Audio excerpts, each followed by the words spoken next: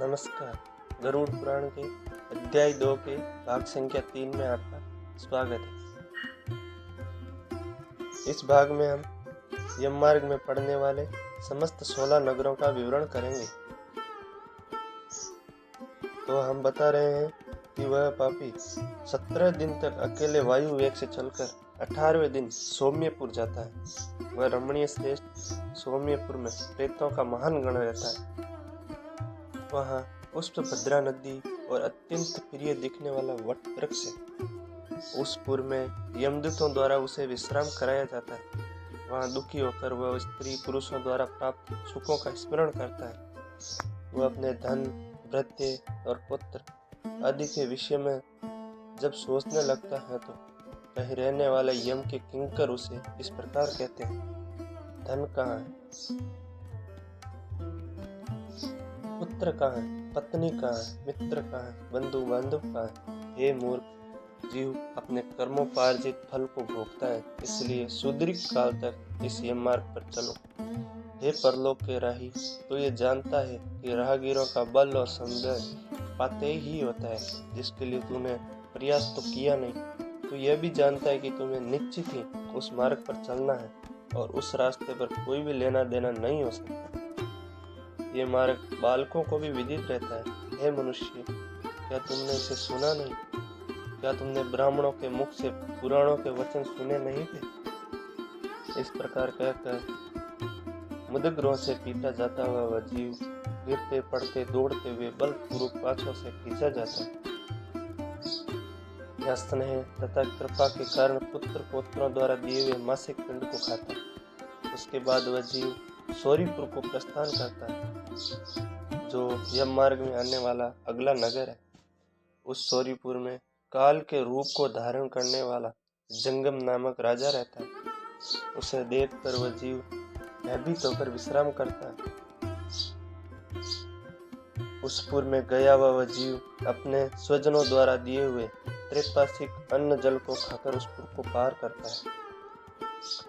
उसके बाद शीघ्रता पूर्वक वह प्रेत नगेंद्र भवन की ओर जाता है और वहां भयंकर वनों को देखकर दुखी होकर रोता है।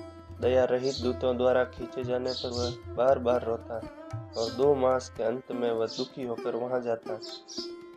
बंधुओं द्वारा दिए गए पिंड, जल, वस्त्र का उपयोग करके यम किंकरों द्वारा पास से बार बार खींचकर उन्हें आगे ले जाया जाता है।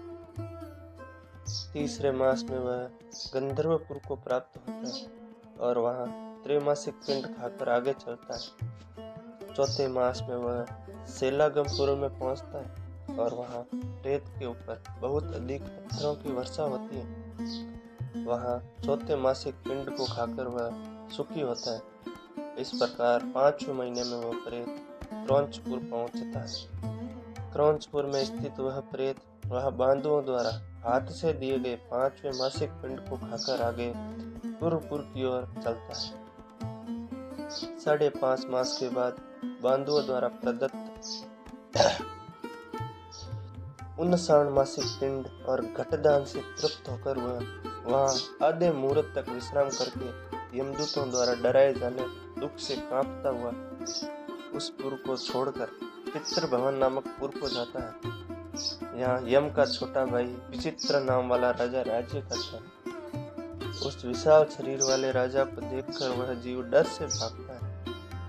तब सामने आकर केवृत उससे यह कहते हैं, हम इस महावैतरणी नदी को पार करने वाले के लिए नाव लेकर आए। यदि तुम्हारा इस प्रकार का पुण्य हो तो इसमें बैठ सकते हो। तत्वदर्शी मुनियों ने दान को वितरण देना या बांटना कहा है। यह वैतरणी नदी वितरण के द्वारा ही पार की जा सकती है, इसीलिए इसको वैतरणी नदी कहा जाता है। यदि तुमने वैतरणी गो का दान किया है तो नौका तुम्हारे पास आ जाएगी, अन्यथा नहीं। उनके ऐसे वचन सुनकर प्रेत हा देव ऐसा कहता है। उस प्रेत को देखकर वह नदी खोलने लगती है और उसे देखकर प्रेत अत्यंत प्रसन्न करने लगता है। जिसने अपने जीवन में कभी दान दिया ही नहीं, ऐसा पापात्मा उस वैतरणी नदी में डूबता है। तब आकाश मार्ग से चलने वाले दूत उसके मुख में कांटा लगा बंसी से मछली की भांति उसे खींचते हुए पार ले जाते।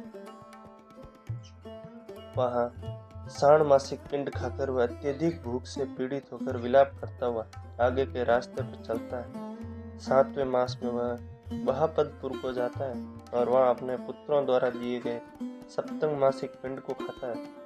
हे पक्षीराज गरुड़, उस पुर को पार कर वह दुखद नामक पुर को पहुंचता है। आकाश मार्ग से जाता वह महान दुख प्राप्त करता है।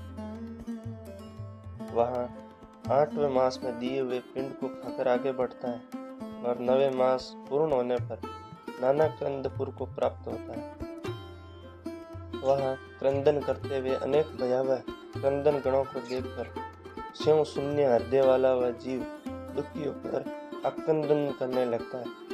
उस पुर को छोड़कर वह यमदूतों द्वारा भयभीत किया जाता हुआ 10वें महीने में अत्यंत कठिनाई से सुकृत भवन नामक नगर में पहुंचता है। वहां पुत्रादि से पिंडदान और जलांजलि प्राप्त करके भी सुखी नहीं होता। 11वां मास पूर्ण होने पर वह रुद्रपुर को जाता है और पुत्रादि द्वारा दिए गए 11 मासिक पिंड को वहां खाता है। 11.5 मास बीतने पर वह जीव पयोवसन नामक नरक में पहुंचता है। वहां प्रेतों को दुख देने वाले मेघ घनघोर वर्षा करते हैं। वहां पर दुखी वह प्रेत उनास बिथ्रान के पिंड को खाता है। इसके बाद वर्ष पूरे होने पर वह जीव चित्ताड्य नामक नगर को प्राप्त होता है। वहां हिम से भी 100 गुना ठंडी पड़ती है। शीत से दुखी तथा भूखा वह जीव 10 दिशाओं में देखता है कि शायद कोई हमारा बंधु बांधव हो जो मेरे दुख को दूर कर सके। तब यम के दूत कहते हैं, तुम्हारा ऐसा पुण्य कहाँ है? फिर वार्षिक पिंड को खाकर वह धैर्य धारण करता है। इसके बाद वर्ष के अंत में यमपुर के निकट पहुंचने पर वह प्रेत बहुभीतिपुर में जाकर हाथ भर माम के अपने शरीर को छोड़ देता है। हे पक्षी, पुनः कर्म भोग के लिए अंगुष्ठ मात्र के वायु स्वरूप यातना देह को प्राप्त करने के लिए वह यमदूतों के साथ जाता है। हे गरुड़, इन्होंने मरणकालीन दान नहीं किए हैं। वे यमदूतों द्वारा दृढ़ बंधनों से बंधे हुए अत्यंत कष्ट से यमपुर को जाते हैं।